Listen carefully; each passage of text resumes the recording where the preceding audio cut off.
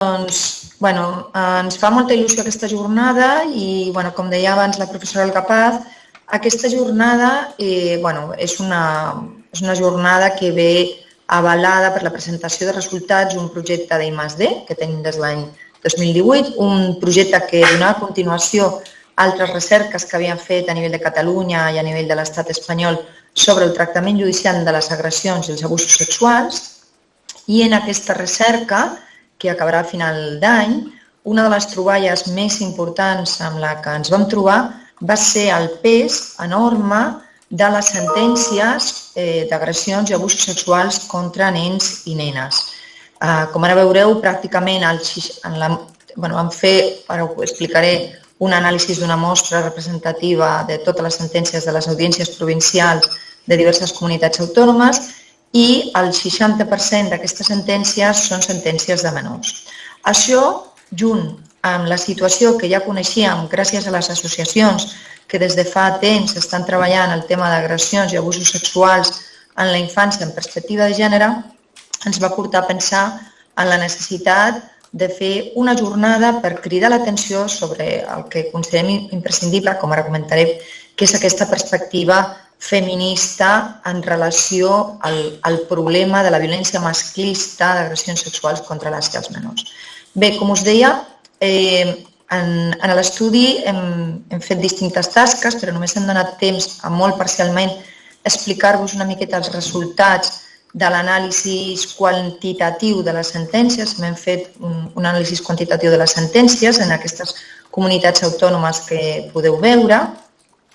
I algunes dades importants per entendre què està passant a nivell judicial en relació a aquesta violència masclista cap als menors. La primera qüestió amb la que m'agradaria cridar l'atenció és que el sexe de la persona ponent, perquè estem parlant de tribunals, en les audiències, en el 40% dels casos és una dona. Per tant, com ara comentaré, el problema del sexisme en relació al sistema judicial no té a veure amb el sexe de la persona, sinó que té a veure amb les estructures masclistes d'argumentació jurídica que perduren en el nostre sistema judicial.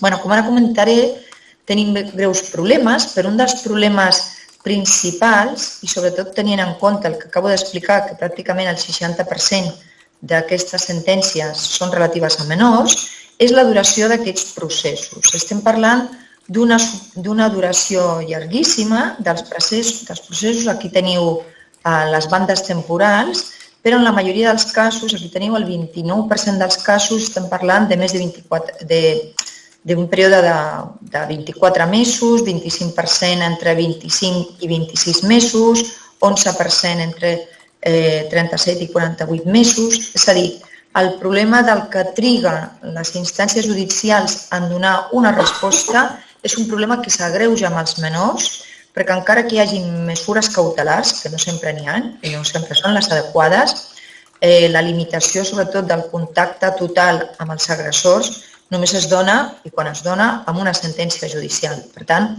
això fa molt greu la situació i el desempara dels menors i les menors agredides.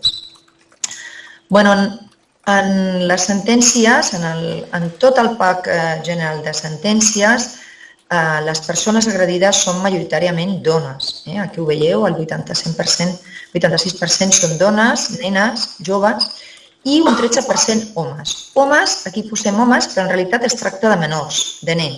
És a dir, homes adults són casos comptats i estem parlant bàsicament de nens menors. L'edat, com deia abans, aquí ho teniu, és el 59% són nenes i nens menors d'edat. O sigui, aquesta xifra crec que és horrorosa.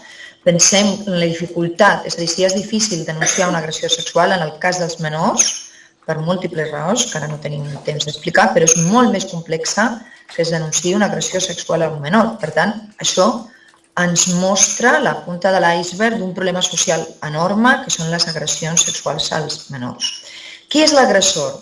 I aquí és on vindria la perspectiva que volem donar en aquesta jornada. La pràctica totalitat dels agressors són homes. Aquest 2% de dones, aquí estem parlant de conductes normalment de cooperació, d'encobriment, però estem parlant d'una totalitat d'agressors homes, és a dir, la conducta d'agressions sexuals als menors és una conducta masculina. Per tant, a l'entendre, una conducta masclista, a l'entendre aquesta conducta, històricament, l'agressió sexual als menors no s'ha entès com una conducta que forma part de les formes habituals de violència masclista i això pertorba greument la comprensió i el tractament del problema. No cal veure més que ara mateix, quan s'està parlant de totes les agressions sexuals que han tingut lloc dintre de l'Església, com totalment s'esborra la perspectiva de que estem parlant d'unes conductes masclistes, no només d'unes conductes vinculades a relacions de poder, sinó d'unes conductes masclistes. Això té múltiples implicacions, per exemple, respecte dels programes de prevenció, dels programes amb els que es treballa amb aquests nens agredits o dels agressors. És a dir, la mancança d'una perspectiva feminista en el tractament de les agressions cap als menors ens porta a situar les agressions als menors en el vell paradigma de la patologia, és a dir, de veure l'agressor cap als nens i nenes com un ésser amb uns problemes de tipus psiquiàtric. Res més lluny d'això, no només en els estudis que tenim de tipus psicològic i psiquiàtric, això en la literatura científica ja està descartat, però a més també en les sentències, quan veiem les sentències, aquí tenim un tros d'una sentència, com clarament en les sentències, quan s'analitzen els trets de personalitat d'aquests agressors, veiem en definitiva que són persones sense trastorns. En aquesta sentència se'ns diu no presenta ningú trastorn. I per tant, sembla com si no hi hagués cap explicació de per què aquestes persones realitzen aquesta conducta. Això és molt greu, és a dir, la nostra societat ara mateix no està donant una explicació a les agressions sexuals als menors. Semblen un esdeveniment més de la natura o una conducta realitzada per persones que pateixen patologies. I això, òbviament, està pertorbant i està focalitzant l'anàlisi en qüestions que no són les que ajudaran a erradicar la qüestió de les agressions masclistes, sexuals cap als menors, perquè si el nostre objectiu és erradicar aquestes conductes, ens hem de preguntar quina és la causa. Si no tenim ben localitzada la causa, mai podrem erradicar les conductes d'agressions cap als menors. Per tant, estem davant d'un problema masclista que, com ara veurem, tampoc està ben conceptualitzat en les sentències per aquestes nocions masclistes generals, però també per una perspectiva adultocèntrica cap als nens i les nenes. Per què una perspectiva adultocèntrica? Perquè, com ara veurem, no s'entén la violència que s'exerceix cap a aquests menors o s'entén de maneres errònies i aquesta mala comprensió té a veure primer amb una mala comprensió de lo que implica la sexualitat en els menors i de lo que implica la violència sexista cap als menors. En la nostra mostra de sentències, i aquí només estan les sentències d'agressions cap als menors, 138, a nivell judicial, la qualificació jurídica que reben els fets, en la majoria dels casos, i ara ho explicaré, és d'abusos sexuals. És a dir, pràcticament mai la conducta que pateixen els menors es qualifica com a agressions sexuals. També podem veure que més o menys el 60% són condemnes i la resta són absolucions, és a dir, tenim una diferència entre condemnes i absolucions també notable, però el problema fonamental, a part d'aquestes absolucions, que això seria també seria objecte d'un altre anàlisi, com s'arriba a l'absolució, tenim un problema fonamental en aquesta distinció entre abusos i agressions. La nostra legislació fa tant per adultes com per menors una diferenciació entre abusos i agressions sexuals. Quin és el problema? El problema és que s'entén per abusos sexuals aquella conducta, aquí ho tenim, el que realizaría actos de carácter sexual con un menor de 16 años, sea responsable de abuso sexual a menor con la pena de prisión de 2 a 6 años, siempre que no haya violencia e intimidación. El problema aquí, y perdonar que me paso al castellano, pero acabo de recordar que colgaremos estas jornadas en la web y que las colgaremos también para que las puedan ver personas de otros países de habla hispana. Entonces me paso al castellano. El problema que tenemos aquí es qué se entiende por violencia e intimidación. La noción que utilizan los jueces para comprender el concepto de violencia e intimidación es una noción claramente anclada en los patrones patriarcales de lo que es la violencia y la intimidación, y que no tiene para nada en cuenta tampoco lo que es la violencia y la intimidación de un menor, cuál es el modus operandi de las agresiones sexuales hacia los menores. Todos los estudios que tenemos sobre violencia sexual hacia los menores nos indican que la violencia sexual hacia los menores está cometida por personas de sus círculos de proximidad, familiares. Por lo tanto, son personas que para violentarnos no utilizarán, por lo general, conductas de violencia tradicionales, ni de intimidación con armas, o otros tipos de intimidación, que son las intimidaciones tradicionales en las que piensa el Código Penal, sino que utilizarán la intimidación que viene dada por la relación de poder, por la relación de confianza que se produce. Es decir, el concepto de intimidación que se está utilizando es un concepto que descarta como intimidación justamente esas conductas intimidatorias que se producen en el círculo de confianza. Aquí tenemos una sentencia de la Audiencia Provincial de Barcelona, el año 2019, y aquí es el caso de una menor de 9 años, y además aquí podemos ver otras cosas que se repiten en muchísimas sentencias, que es lo que podríamos llamar un lenguaje absolutamente intolerable para hablar de agresiones sexuales, tanto en adultas como menores, como por ejemplo esta expresión con intención de satisfacer sus instintos libidinosos. Por supuesto, los seres humanos no tenemos instintos y libidinosos es una expresión despreciable cuando estamos hablando de agresión sexual. Aquí lo vemos, se habla de que este adulto se aprovecha de esta relación de amistad cuasi familiar y que gracias a esto va a violentar a la menor. Esta conducta se va a entender como abuso y no como agresión sexual, justamente porque el método de intimidación es la utilización de esta relación de confianza. Es decir, ¿cómo se puede no hablar de violencia e intimidación con una niña de 9 años que es sometida a una agresión sexual? Esto es algo que nos encontramos constantemente. El grueso de las sentencias no entienden que en el caso de los menores de edad estamos hablando de conductas que, sobre todo en edades muy cortas de estos menores, implican siempre y necesariamente intimidación y siempre y necesariamente violencia. Esto es muy grave. Por lo tanto, aquí tenemos un problema con qué es esto de la violencia y la intimidación tal como viene definida por nuestra legislación y por la interpretación jurisprudencial. Aquí tenemos otra sentencia de un menor también. Fijémonos en las expresiones, de nuevo absolutamente faltas de raciocinio, de sensibilidad. Aquí se habla de la perjudicada, una niña violentada, esto parece una sentencia civil más que penal, se habla de la perjudicada, no de la niña violentada. Dice, pese a lo cual consta acreditado que aun sin oposición expresa y tenaz, por supuesto que nuestra legislación no requiere la oposición expresa y tenaz de nadie, no requiere la resistencia, es decir, seguimos utilizando patrones del siglo XVII y XVIII, por no hablar del siglo XIII a.C., para juzgar actitudes que son de las más graves, de los bienes jurídicos más graves que tenemos la obligación de proteger, si es que para algo sirve el Código Penal, si algo puede proteger.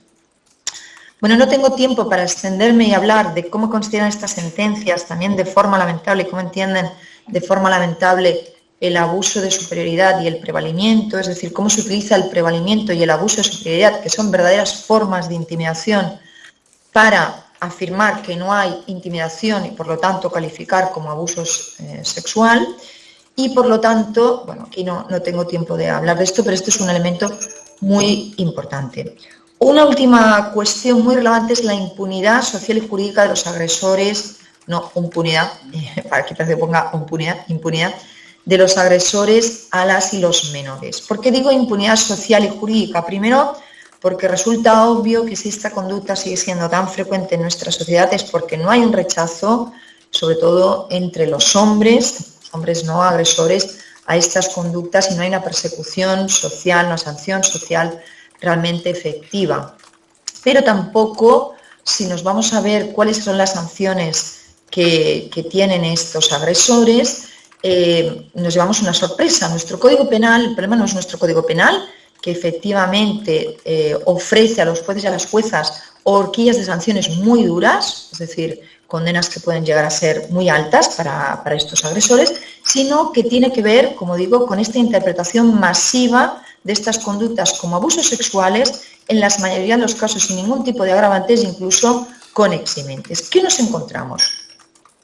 Que en el 38% de los casos, casi el 40% de los casos, la condena hacia estos agresores de menores es de menos de 24 meses. Pensemos que, bueno, pues que nuestro Código Penal plantea que las personas con una condena de menos de 24 meses, si son primarias, si no han cometido ningún otro delito, pueden no cumplir la pena de prisión. ¿Bien? Esto significa, bueno, de entrada, primero, si lo comparamos con otros delitos, por ejemplo, con un tráfico de drogas menor, cualquier tráfico de drogas menor tiene una condena de 4, de 6 años, lo mismo un robo con violencia, con intimidación, es decir, comparando esto con qué pasa en otros tipos penales muchísimo, infinitamente más leves, pues aquí hay una gran condescendencia hacia los agresores, pero además hay que pensar que muchos de ellos pueden no llegar ni tan siquiera a cumplir la pena.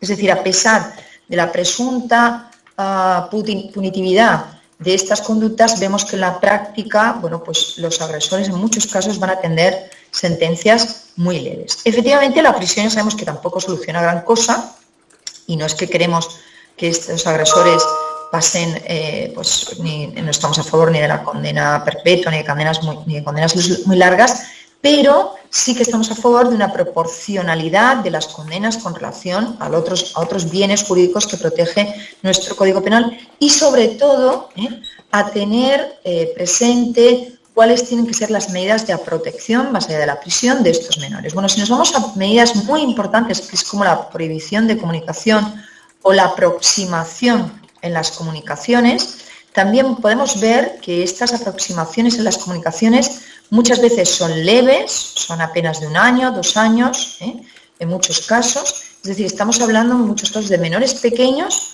que al cabo de pocos años van a tener que volver a tener contacto con sus padres. Esto es otra de las cuestiones que tendríamos que, por supuesto, cambiar radicalmente en nuestra legislación. Es decir, un padre que ha abusado, una persona conocida, cualquier persona que ha abusado, que ha violentado a un menor, tiene que tener una prohibición absoluta y radical de contacto con ese menor mientras sea menor de edad. Es decir, este sería un elemento muy importante a cambiar en nuestra legislación como elemento de protección a los menores, que esta debe ser la pauta de comportamiento que debe guiar toda la acción penal. Aquí tenemos otra sentencia, en este caso de un caso muy famoso con múltiples menores afectados de un colegio de Barcelona, en el que, bueno, pues un monitor de deportes agredió a distintos niños. Y de nuevo aquí vemos otro ejemplo sobre cómo de alguna manera se atenúa el miedo que tenían estos niños a este monitor y se acabarán de nuevo calificando estos hechos como abuso sexual. Bueno, para no abusar del tiempo y para mantenernos dentro del horario, yo acabo aquí mi presentación. Voy a dejar de compartir. Vale, muchas gracias. Y voy a despedirme. No sé si me veis de nuevo, creo que sí. Nosotros aquí te vemos perfectamente, no sé si tú no ves nada. Bueno, quería acabar solamente dando muchísimas las gracias a Montserrat Bravo, a Violeta García, a Silvia Aquiles, a María Jesús Guardiola y a Laia Rosich, a la directora general para la erradicación de las violencias masclistas, por compartir esta mañana con nosotras, porque están haciendo un trabajo maravilloso desde el punto de vista político, institucional, académico, pero también desde la militancia y desde el activismo. Un trabajo muy duro. Tenemos que pensar que todas las personas que están luchando contra las violencias sexuales hacia los menores muchas veces son personas que sufren pues, la acción del sistema penal, que sufren ataques de estos agresores, y desde aquí pues todo mi cariño, un abrazo muy grande.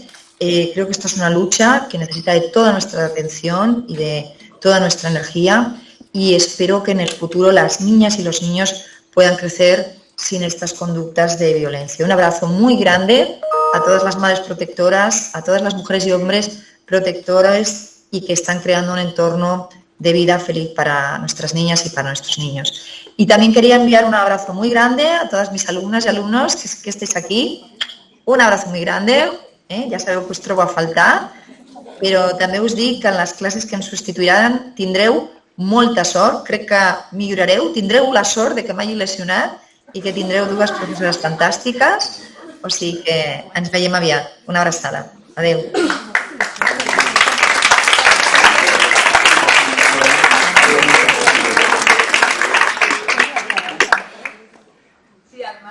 Ciertamente el aula está llena, el media aula magna está llena de gente, con lo cual no es fácil conseguir esta convocatoria.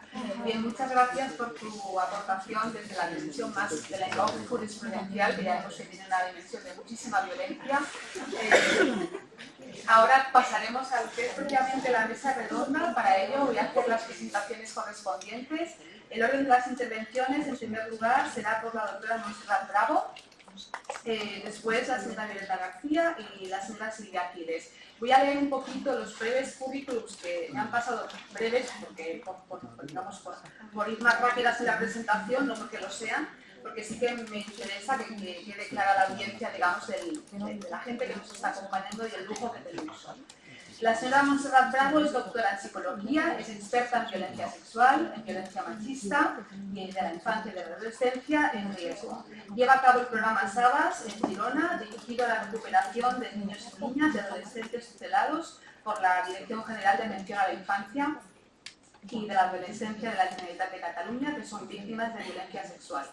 Es miembro de la primera comisión de acogida a víctimas de delitos sexuales de la Iglesia y profesora colaboradora en máster universitarios, investigadora y también formadora en materia de igualdad y de violencia sexual. Cuando quieras, doctora Bravo, pues puedes iniciar tu presentación.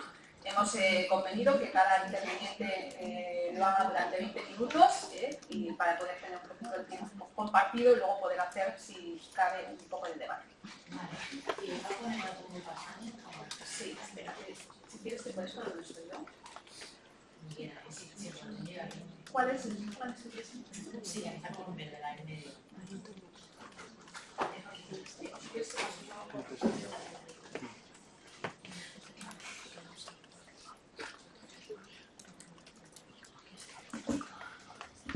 Buen dia a totes i a tots, bon dia a tothom, buenos días a todo el mundo. ¿Se me escucha bien? No hace falta que no me acerque más, ¿verdad? Bueno, en primer lugar estoy muy agradecida de estar hoy aquí porque vengo de trabajar durante años en el Departamento de Justicia y el hecho de que desde el derecho se tenga en cuenta toda esta perspectiva de género en el ámbito judicial para mí es muy importante, ¿no? Y de hecho los años que he estado en el Departamento de Justicia ha sido una lucha porque como feminista, ser feminista en el Departamento de Justicia digamos que es un hándicap bien importante y el hecho de que todas y todos tengáis en cuenta que la violencia sexual, yo no voy a hablar de abusos y agresiones sexuales porque no comparto separar abusos y agresiones sexuales, es violencia sexual, una penetración, un tocamiento, una mirada que no toca, es como se llama y es como todo el mundo tenemos que nombrarlo. Y de hecho yo en mis informes siempre refería a violencia sexual y siempre me lo estaban corrigiendo y bueno, en fin, creo que no me echaron más veces de sala porque ya no había manera, ¿no? Pero bueno, con esto quiero decir que estoy muy contenta de que estéis teniendo esta mirada, ¿no?, diferente que los niños y niñas necesitan. Bueno, el tema de la violencia sexual es violencia machista, ¿no? Es esta gran pregunta, porque bueno, hay agresoras sexuales, ajá, porque hay niños y adolescentes chicos que son agredidos sexualmente, por supuesto, pero vamos a hacer como una reflexión, ¿no? Entre el 90 y el 95% de estos sujetos son hombres. De las 167 sentencias analizadas de las 3 comunidades autónomas, en su totalidad los agresores son hombres. El 98% de los agresores son hombres. En el 95,7% de las pericias sobre violencia sexual a niñas, niños y adolescentes, el agresor es de sexo masculino. Bueno, esto es una reflexión importante. Otra sería: nacer mujer, victimizaciones sexuales recogidas del Ministerio del Interior en el año 2020. Primero, el 50%, casi el 51% de las víctimas de delitos contra la libertad sexual eran menores de edad. Estamos hablando de la totalidad de delitos sexuales que había en el Estado español, ¿vale? y el 78,5% de las víctimas de delitos de violencia sexual contra menores son de sexo femenino, y el porcentaje sube al 90% en los casos de agresión sexual con penetración, ¿vale? Entonces, suponemos que quizá el hecho de la respuesta, ¿no? Si la violencia machista es violencia sexual, sí. La violencia sexual, evidentemente, es un tipo, es una manifestación de la violencia machista que además está en todas las culturas, en todos los países, ¿no? Y me ha hecho como mucho sentido todo lo que ibas explicando Encarna, porque es todo lo que, todo lo que intentaba siempre explicar yo en el sistema judicial, que se trataba de un patriarcado, se trataba de unas violencias machistas. Pero ¿qué pasa? Que partimos de que el sistema judicial no tiene ninguna perspectiva de género y que el sistema judicial es absolutamente machista también. Entonces, el hecho de cómo van a juzgar y cómo van a entender la violencia sexual desde la postura en la que están juzgando, ¿no? ¿Dónde corren más peligro los niños, niñas y adolescentes? Bueno, sabemos que el entorno familiar y confianza es donde están la mayoría de agresores sexuales. Siempre pensamos que los agresores sexuales son aquellos que de repente en un portal... Bueno, yo he trabajado muchos años en el Departamento de Justicia y os puedo asegurar que es un porcentaje mínimo el que llega. La mayoría son delitos sexuales que ocurren dentro del ámbito de la familia y por parte del entorno de confianza. De hecho, es un 85% de agresores sexuales son abuelos, papás, tíos, primos, padrastros, y luego los entrenadores, la Santa Iglesia Católica, y toda esta parte de hombres agresores sexuales, porque evidentemente no vamos a decir por ser hombres, pero son agresores sexuales que lo que hacen, como ha explicado muy bien Encarna, es, bueno, tienen ya un estatus social ganado, ¿no? Una confianza que ya tienen ganada. Así que muchos no se tienen que esforzar, ¿no? 6 de cada 10 agresores sexuales son conocidos en distinto grado por los niños, niñas y adolescentes víctimas. Tan solo un 15% de los casos son denunciados, ¿vale? Y de los casos que entran al sistema legal, el 70% nunca llega a juicio oral. Aparte de que aproximadamente tardan como unos 3-4 años en que se pueda realizar el juicio, ¿no? Entonces imaginaos lo que supone también para los niños, niñas y adolescentes estar esperando durante todos esos años, lo que además impacta en la terapia que puedan estar realizando para su recuperación y luego tener que volver a presentarse al juicio, ¿no? Aquí os he puesto una sentencia de la audiencia de Girona que salió en el 2018 y que nos sirvió para hacer una investigación, porque en esta sentencia, para que tengáis un poco idea de cómo viven los niños, niñas y adolescentes en el proceso judicial. ¿Qué pasó aquí? Bueno, este individuo, ¿vale?, había sido condenado anteriormente porque había dejado embarazada a una de sus hijas, ¿vale? Era el jefe de bomberos de Girona. Y otra de sus hijas, adolescente, años después le denuncia, pero es absuelto.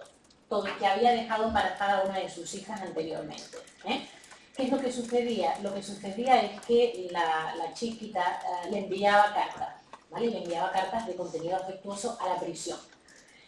Uno de los fragmentos de las cartas dice: vaig un pare orgullós, fort, treballador, divertit, cantat, primer, perruquer, ídol, fuster, cap dels bombers, veig de tot en tu, però sobretot vaig al pare perfecte. Te estimo moltíssim y siempre estic pensando en tu. Evidentemente estas cartas que la adolescente, que era la víctima, ¿no?, de su padre, le enviaba a la prisión, fueron utilizadas tanto por la defensa como por la sala para entender, como dicen aquí, lamentem no tenim informe pericial que determini si aquest tipus de correspondència pot estar relacionat amb possibles comportaments psicològics que poden alterar a las víctimas y adoptar seriosas y raonables, todo el que había dejado embarazada a una de sus hijas, en las declaraciones de la suposada víctima.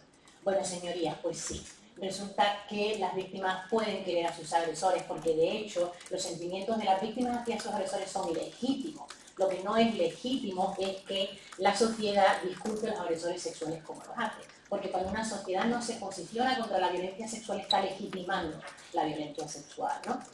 ¿Qué sucede? Bueno, que no podía ser como creíble que si tú habías estado sometida a agresiones sexuales, a la vez quisieras a tu papá, ¿no? Y estuvieras triste o estuvieras mal porque estaba en una prisión preventiva.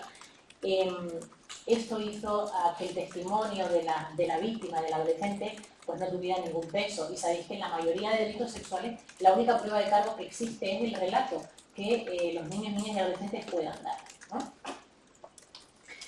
Aquí os he puesto con unas imágenes que a mí me hacen mucho sentido a que lo que es la violencia sexual, sobre todo cronificada, cuando se da dentro de la familia, ¿vale? Y a mí me surgen unas palabras que son estas y que a mí me gustaría que tuvierais siempre en cuenta cuando estéis pensando, estéis tratando en víctimas de violencia sexual, sobre todo dentro de entornos de confianza. Por una parte tenemos la confianza, luego tenemos la participación, la complicidad y la dependencia. Y pensar también que los agresores sexuales son dependientes de sus víctimas, igual que los maltratadores son de las mujeres maltratadas. Porque un maltratador, si no tiene víctima, se hace débil. Necesita a alguien a quien maltratar, en este caso mujeres, y el agresor sexual necesita de sus víctimas también. Y se crea una codependencia. ¿Qué pasa? Que hay una participación.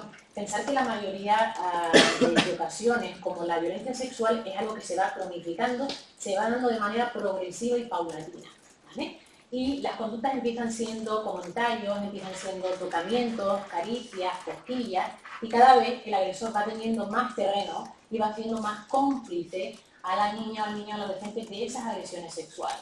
Entonces, la mayoría de veces para cuando la víctima se da cuenta de la situación en la que está, también se da cuenta que ha participado de esa interacción sexual y también se da cuenta de que ha mantenido un secreto, ¿vale? Y que estaba entonces protegiendo al agresor sexual y se estaba protegiendo también a ella. Y eso es muy perverso. Es muy complicado de gestionar para un niño o niña adolescente el hecho de tener que revelar, ¿no? El hecho de tener que explicar que ha sido víctima de un delito sexual pero que a la vez ha participado o que a la vez ha guardado el secreto, ¿no? Y por eso os digo que tengáis en cuenta estas palabras porque el resultado final es la culpa. Y la culpa es un denominador común de todas las víctimas de delitos sexuales. Y luego se tiene que introducir en un sistema judicial o en una sociedad que les va a cuestionar continuamente, ¿no? Porque tenemos las famosas preguntas de por qué me lo has dicho antes, y por qué le querías, y por qué te has esperado hasta ahora. Una frase que me gustaría que recordarais que a una víctima de delitos sexuales nunca se le pregunta ¿y tú qué sentías? Porque si preguntamos ¿y tú qué sentías? Y la víctima sentía placer, nos lo va a tener que decir porque los niños y niñas, los seres humanos, somos personas sexuadas y cuando nos estimulan podemos sentir placer. Y sentir placer con un agresor sexual es muy complicado de poder gestionar a nivel psicológico. Entonces, tenemos que ser muy conscientes cuando tenemos víctimas de delitos sexuales delante, qué preguntas hacemos, porque las podemos estar haciendo sentir culpables de todo aquello que les ha pasado, ¿no? Esto es una sala de exploración donde yo trabajé unos cuantos años en la Sociedad de Barcelona y tiene que ver con cómo se realizan las exploraciones, ¿vale?, a niños, niñas y adolescentes y personas con discapacidad intelectual. Lo primero que quiero decir es que tenemos que saber que los niños, niñas y adolescentes tienen competencia para declarar. Esto significa que no son sujetos pasivos dentro del sistema judicial, sino que tienen capacidades cognitivas, atencionales, de memoria para poder expresarse y explicar. Otra cosa es que lo que expliquen no nos interese, no nos cuadre con lo que estamos esperando, ¿no?, escuchar. Aquí veis que hay como un espejo unidireccional, ¿vale? En la sala donde está el circulito rojo lo que tenéis son a dos psicólogas que están realizando la entrevista del niño y niña adolescente y se les realiza una entrevista en profundidad donde tienen que explicar con gran cantidad de detalle todo, absolutamente todo lo que les ha pasado. El juez o jueza necesita saber si la penetración fue la punta o fue hasta el fondo. Necesita saber absolutamente todo, necesita saber cuántas veces y por qué no dijo nada, ¿vale? Todos estos detalles son a los que sometemos a los niños, niñas y adolescentes cuando tienen que declarar en un procedimiento judicial. Detrás de ese espejo está todo lo que es la sala, ¿vale?, escuchando, porque sabéis que, lo sabéis mejor que yo, que el investigado, la persona investigada tiene el derecho de poder, ¿no?, contradecir todo aquello y hacérsele preguntas. ¿Cómo lo hacemos? Bueno, porque una de las psicólogas va a la otra sala y va recogiendo todas las preguntas que tiene abogado, abogada, fiscalía, juez o jueza y las va haciendo al niño o niña. Y así tomamos la declaración judicial. Esta prueba preconstituida, el objetivo que tiene, por una parte, es mantener lo más intacta posible la memoria, ¿vale?, y por otro lado, evitar que los niños, niñas y adolescentes tengan que declarar el día del juicio. Pero sus señorías van a decidir si declaran o no el día del juicio todo y que haya una grabación de los hechos, ¿okay? Y cuando son adolescentes, sus señorías quieren escuchar a los niños, niñas y adolescentes hablar. Por lo tanto, como consideran que ellos y ellas son los que mejor interrogan, cuando ya sabemos lo que implica un interrogatorio en sala, ¿verdad? Pues todavía ver una grabación suelen someter nuevamente a la víctima a un interrogatorio, ¿vale? Bueno, otro tipo de delito que es la violencia sexual por sumisión química ocurre también mucho en adolescentes, es otro tipo de delitos sexuales a los que están expuestas a las mujeres, no solo la violencia sexual que ya de por sí pueden sufrir en la familia, en los entornos de confianza, sino también externamente, ¿no? Y sí que veíamos mucho que tenía que ver con la sumisión química. La sumisión química, sobre todo no penséis en drogas así como muy exotéricas, porque no. La sumisión química también tiene que ver con el alcohol, las benzodiazepinas, ¿no? Y algún tipo de fármaco. Y en el 90% de las víctimas bueno, eran mujeres, ¿vale? Nuevamente, otro delito de violencia sexual donde el porcentaje de mujeres es muy, muy elevado, de adolescentes, ¿no? ¿Qué tipo de víctima esperamos en violencia sexual? Es otra de los aspectos que nos hace poner el foco en la institución patriarcal, ¿vale? Estamos esperando que la víctima tenga que ser una víctima sumisa, que tenga una sintomatología determinada, que tenga que estar asustada, acobardada. Eso no tiene por qué ser así en ninguno de los casos, ¿vale? Hay víctimas, mujeres u hombres, que están empoderadas. Pero eso es un problema para el sistema judicial, porque el sistema judicial no tiene perspectiva de género y porque el sistema judicial que tenemos es falocéntrico. Eso significa, y por eso lo de abusos y agresiones sexuales, que el sistema judicial entiende que cuando hay una penetración, ¿vale?, es mucho más grave que cuando no se da. En realidad lo que tenemos que ver es el impacto psicológico que la víctima está desarrollando. No si la penetración fue anal, fue bucal o fue por no sé qué más orificio, pero el sistema judicial está muy obsesionado con el tema de las penetraciones. Y hay mucho más que no tiene que ver con penetraciones y que puede causar muchísimo daño también, ¿no? Tenéis que saber también que no existe un cuadro de víctimas de abusos, agresiones sexuales, ¿no? Ni digamos como un síndrome. No existe esto, porque las víctimas pueden desarrollar diferentes sintomatologías o incluso puede haber víctimas asintomáticas o puede haber víctimas que desarrollen la sintomatología en diferentes momentos de su vida. Por ejemplo, muchas mujeres cuando empieza la adolescencia empiezan a tener las primeras relaciones sexuales consentidas o cuando son mamás. Y esto del consentimiento también es un tema que Encarna ha explicado, ¿no? Y creo que es importante el hecho de entender que yo, si no comprendo lo que está sucediendo, no puedo consentir, ¿vale? Y esto es algo que el sistema judicial tampoco entiende, ¿no? Esto de, bueno, no se hizo uso de la fuerza. ¿De la fuerza de qué fuerza? De la física, ¿no? Porque si el papá me dice que si yo explico algo nos van a separar, está haciendo un uso de la violencia también. Y efectivamente, ¿qué es lo que pasa? Que la mayoría de las veces a los niños, niñas y adolescentes se les extrae de su núcleo familiar, entonces todo ese modus operandi, ¿no? Todas esas amenazas que el agresor decía se empiezan a cumplir. Así que el agresor sexual tenía razón. ¿Okay? En cuanto a la sintomatología, como no voy a hacer aquí una clase de psicología, estaríamos mucho tiempo. Así que quiero que sepáis que el trastorno de estrés postraumático es un trastorno muy incapacitante que sí que aparece en la mayoría de víctimas de delitos sexuales, pero también tenemos trastornos de conducta, abuso de sustancias, exposiciones a situaciones de riesgo, trastornos de estado del ánimo y trastornos sexuales. Y el tema de los trastornos sexuales además parece como, bueno, no es lo más importante. Bueno, a mí me parece que el hecho de que una persona no pueda disfrutar de su vida sexual de por vida, efectivamente es un problema. Y eso en el sistema judicial quizá es como de lo de menos. Pues su señoría, la vida sexual es muy importante y que una persona la tenga afectada de por vida es un problema.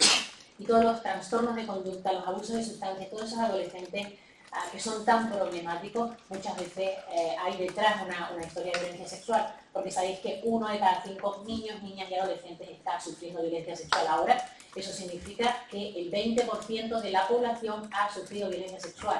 Eso significa que en esta sala hay personas que han sido víctimas de violencia sexual. Y solo se reconoce, es decir, solo se sabe alrededor del 15-20% de la violencia sexual que ocurre. Por lo tanto, imaginaros cómo es el tema, ¿no?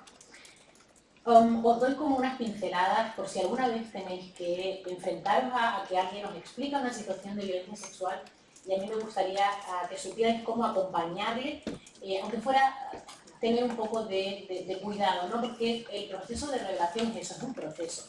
La persona, el niño, niña, adolescente o la persona adulta que puede llegar a explicar la violencia sexual es una persona valiente y es una persona que se ha tenido que enfrentar muchísimo con ella misma, ¿no?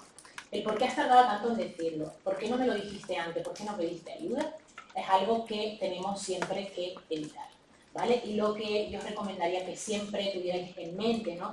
Primero es dar las gracias porque una persona confía en ti para explicarte una situación de violencia sexual que ha tenido. Por otro lado, reconocerle que ha sido muy valiente, ¿vale? Y recalcarle que no ha tenido la culpa de nada. Explique absolutamente lo que explique, ¿vale? Bueno, finalizo y resumo con que la violencia sexual es violencia machista y que el patriarcado y la violencia machista perjudica tanto a niños como a niñas, a hombres como a mujeres que se ven sometidas a la agresión sexual, ¿vale? Espero que os haya gustado y muchas gracias por la vuestra atención.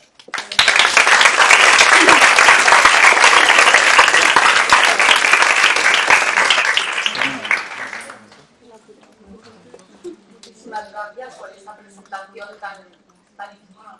tan trascendente, ¿no? Para futuros estudiantes de género, pero también de derecho, ¿no? Entonces yo creo que eso, ostras, tiene que hacer remover muchas conciencias y sobre todo cuando tenemos muchas veces candidatos que quieren ser futuros jueces o magistrados, ¿no? Bueno, pues estas visiones son imprescindibles en una facultad como esta. A continuación tiene la palabra la señora Violeta García. Si puede escribir. Mira, te cambio el sitio. ¿Sí? Hacerla así.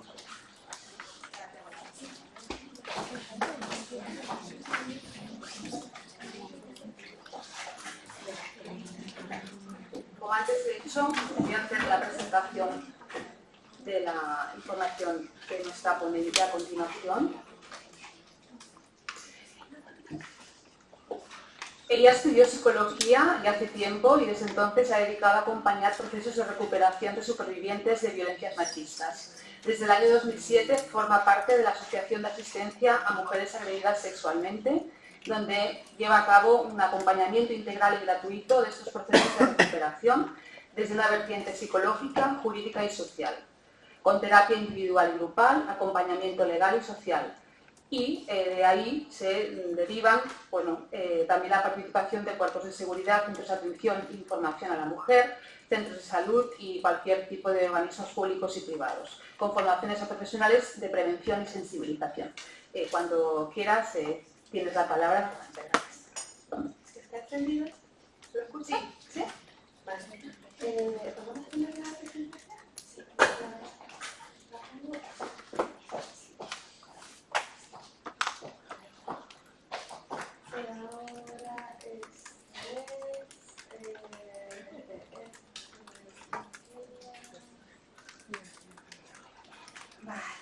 Bueno, pues mira que buena formación en la charla, pero no paro de ponerme nerviosa, ¿no? Para escuchar la presentación.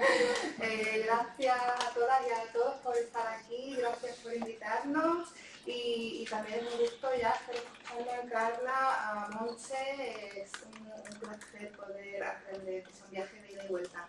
Bueno, pues nosotros nos vamos a centrar en lo que es un acompañamiento feminista por una parte y de las madres por otro. Hemos atendido siempre a personas a partir de 13 años, pero en cuanto a agresiones sexuales a niños y niñas, a quien hemos acompañado han sido las mamás, ¿vale? Que son las adultas protectoras que normalmente encontramos y a quien podemos ayudar para que ayude a las criaturas. Voy pasando, esto es lo que es asociación. Comentaros también, decía Montse que aquí pues, debemos de ser bastante las personas que hemos sufrido violencia sexual. Generalmente, si alguien lo enamoró mucho, diría, podéis venir a la asociación y tal. En la asociación ahora hemos abierto una lista de espera porque a partir del mes que viene estamos en situación de ERTO, por quiebra económica. ¿Vale? Esperamos volver en 2023 con el apoyo también de las instituciones, poder remontar, pero decimos que está en la situación, ¿vale? Porque muchas veces después de una charla nos suelen llamar personas para recibir ayuda Entonces, pues comentaros que ahora mismo si llamáis va a haber una lista de espera, sintiéndolo muchísimo. ¿Por qué las agresiones sexuales a menores son machistas? Pues ya lo han explicado perfectamente, empezando por los datos, que son claros y cristalinos, y en los que no me voy a extender más. Está claro que quien agrede es hombre, y quien sufre la agresión lo que tiene en común es no ser leída como hombre, ¿sí? El otro día leía que para no ser leída como hombre, pues, todo lo que son identidades de género diferentes, orientaciones sexuales diferentes, edad, ¿no? En este sentido, también desde el feminismo tenemos muy en cuenta los diferentes ejes de opresión, ¿verdad? Y nos situamos nosotras mismas también. Es decir, tenemos una conciencia de dónde estamos, lo que Nacheli Bea, la abogada de la asociación, llama la propiocepción, ¿no? Del propio privilegio. ¿Dónde me encuentro yo? ¿No? He nacido en Europa. ¿Cuál es el color de mi piel? ¿Cuál es mi proveniencia cultural, social, religiosa? En el caso de niños, niñas y adolescentes, también el adultocentrismo los hace estar por debajo en los ejes de opresión, que también podemos pensar como una escalera de poder, ¿no? Pero los ejes, está bien, nos gusta pensarlo así porque se interseccionan diferentes variables. Y también en según cómo se sitúe una familia que se ha visto afectada por una agresión sexual a una persona menor, también va a ser diferente el trato que se va a recibir por parte de las instituciones, del sistema judicial, de servicios sociales, cuando también sabemos que a mí me cuesta todavía, mira que estoy totalmente de acuerdo y también lo hemos defendido siempre, la no diferenciación entre abuso y agresión, pero el lenguaje cuesta también cambiarlo, a veces se me escapa lo de abuso. Entonces, siempre lo hemos dicho, la violencia sexual afecta a todas las capas de la sociedad, pero no va a ser lo mismo, ni se va a detectar de la misma manera, ni se van a tener los mismos medios para ayudar a la recuperación de estos menores. ¿Vale? Muy bien. Hay mayor vulnerabilidad si se suman otros ejes: la migración, la pobreza, la visibilización, la diversidad funcional. También estamos en una sociedad muy capacitista y también cuanto peor situadas estemos en cuanto a los privilegios, también a lo mejor mayor reticencia vamos a tener a buscar ayuda en el sistema judicial, porque más nos va a caer encima con sus prejuicios. Un sistema judicial, como decíamos, es muy machista y muy falocéntrico, con muy poco formado. Entonces, estos son más datos que ya han comentado las compañeras, con lo cual pues pasaremos. Pero sí que queremos volver a remarcar que las agresiones no son hechos fortuitos ni inconscientes, están muy bien pensadas, ¿sí? Y además están insertadas dentro de un sistema social, económico y político que se llama cis heteropatriarcado. No responden a un impulso sexual, no es algo que me ha pasado por la cabeza o me ha entrado el calentón, como lo decía Carla. Lo del impulso libidinoso es insultante, pero por desgracia aparece continuamente en las sentencias en estos casos. Me voy a centrar mucho en las agresiones que ocurren dentro de familias, que como también ya han comentado, donde más a menudo se tienen lugar las agresiones sexuales a menores. ¿Y por qué es importante tener una perspectiva feminista aquí? Bueno, porque la agresión sexual no ocurre en el vacío, ¿vale? Es una graduación, tanto en el mismo acto de lo que es el abuso, como en lo que ocurre antes del abuso, de la agresión, incluso antes de que ese niño o esa niña llegara al mundo. ¿Sí? En esa familia ya hay unas relaciones de poder en las que esta violencia sexual se incrusta, ¿vale? Siempre va a haber una violencia machista en una familia en la que ocurre una agresión sexual hacia uno de sus miembros. Decía Foucault que hace falta ver cómo las grandes estrategias de poder se incrustan, encuentran sus condiciones de ejercicio en las micro-relaciones de poder. Y entonces, estas micro-relaciones de poder tenemos que ver también de dónde vienen, ¿vale? Las formaciones siempre pegamos un tocho, hoy no vamos a pegar, no tenemos tiempo, si no lo haríamos, pero que es súper importante. ¿Cómo hemos aprendido las mujeres que nuestra voz, nuestra experiencia, nuestro placer no son importantes? ¿Vale? Hay un poder de definición de la realidad a nivel macro, pero también a nivel micro. Dentro de las relaciones de pareja, se nos ha enseñado a regalar nuestro conocimiento, nuestro tiempo, nuestro cuerpo y encima considerarlo un honor, ¿vale? Hay una sacralización de la capacidad de maternaje de las mujeres y esto viene de largo, ¿vale? Si tú buscas en Google madre, aparece esto, ¿vale? ¿Cómo se siente una madre cuya criatura ha sufrido una agresión? ¿Vale?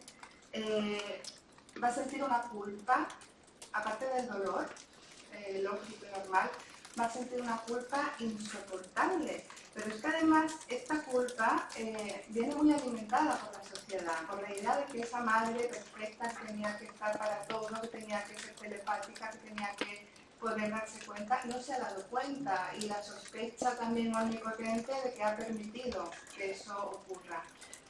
¿Vale? Entonces, volviendo a la diapositiva anterior, la violencia sexual es una de las expresiones más duras de la discriminación de género.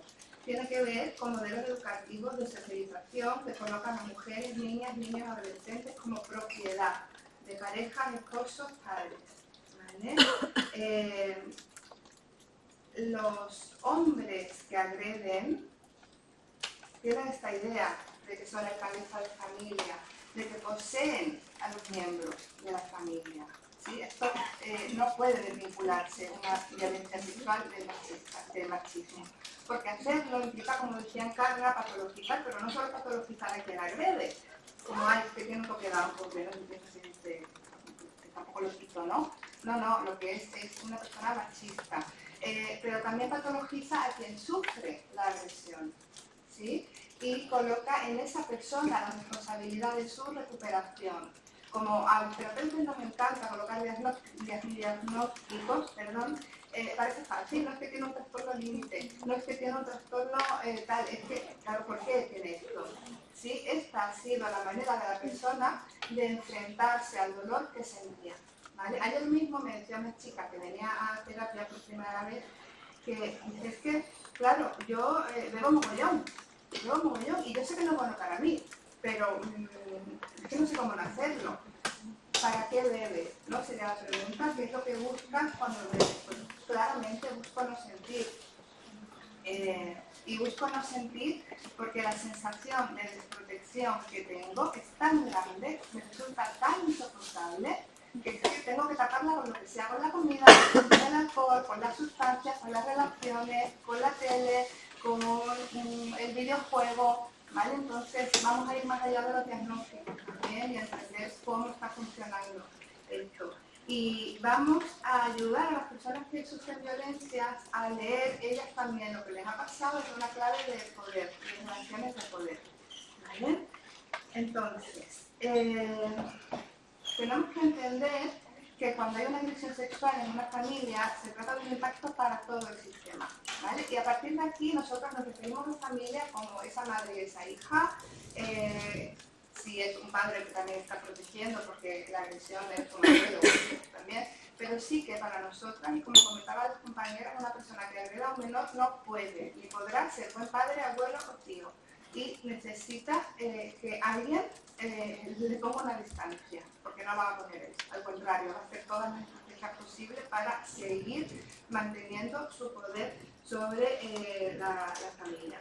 Bien, entonces vamos a hablar del machismo, de la propiedad de los miembros y volviendo a las madres, también haría falta entender cómo el vivir en una situación de violencia, ya sea manifiesta o no, porque los agresores a menudo son los mejores padres del mundo, los más enrollados, los que tienen mejor vínculo con sus hijas, porque de hecho han deslegitimado a la madre a través de los años y la han relegado a la nada, le han quitado el poder de ser una madre, realmente con vínculo, porque hablamos de ella con burlas,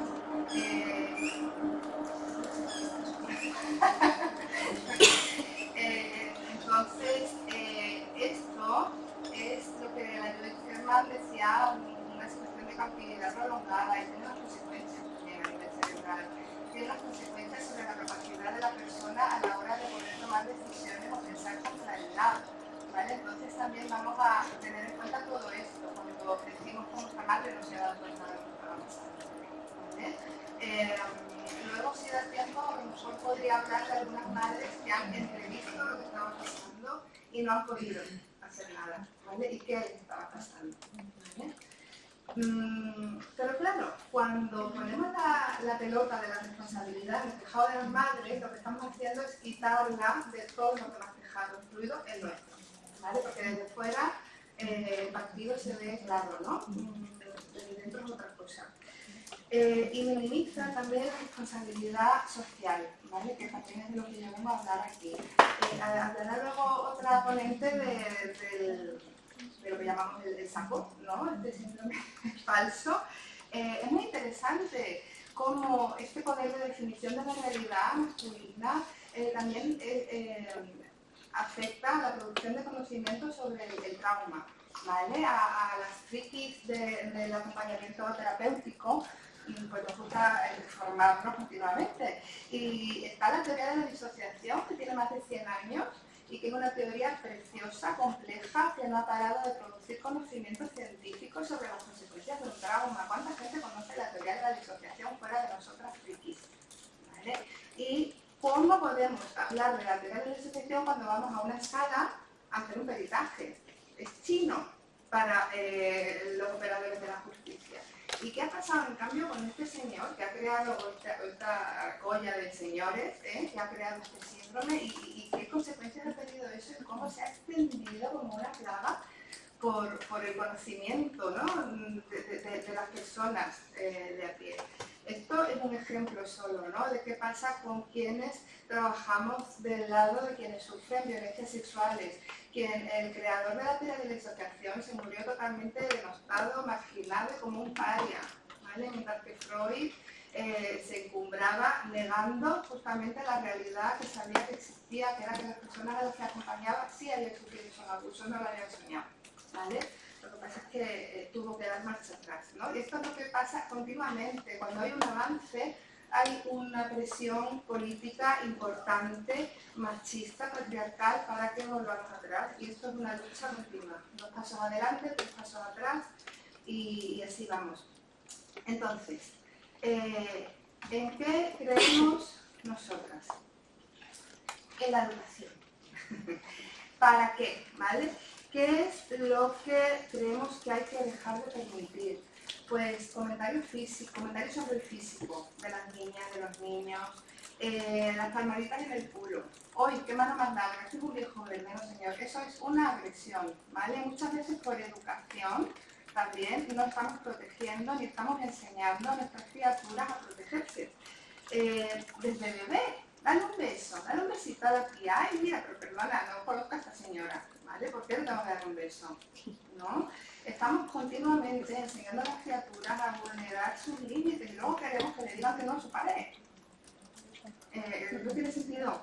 Estamos constantemente enseñando a las criaturas a que sonrían, a que estén contentas, a que hagan yoga, a que, oye, ¿qué pasa cuando se enfadan?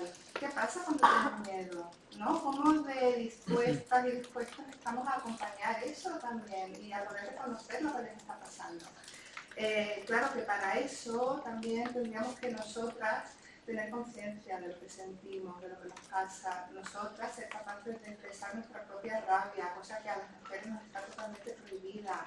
Mira, está la feminista amargada, la martollada, la histérica, mira el friaste, justamente con el friaste, ¿no? Entonces, ¿qué es lo que tenemos que potenciar con esta expresión de límites y de emociones, de miedos también, que a los niños varones se les prohíbe bastante sentir miedo? El conocimiento de sus señales corporales, de lo que pasa en su cuerpo. ¿Cómo puedo yo contar que ha pasado algo si yo misma sé que ha pasado algo? O cuando lo que ha pasado más bien me ha sido agradable, ¿sí? Porque ningún abuso, ninguna agresión empieza de repente, sino que es pues, muy poquito a poquito, ¿no? La mano va subiendo.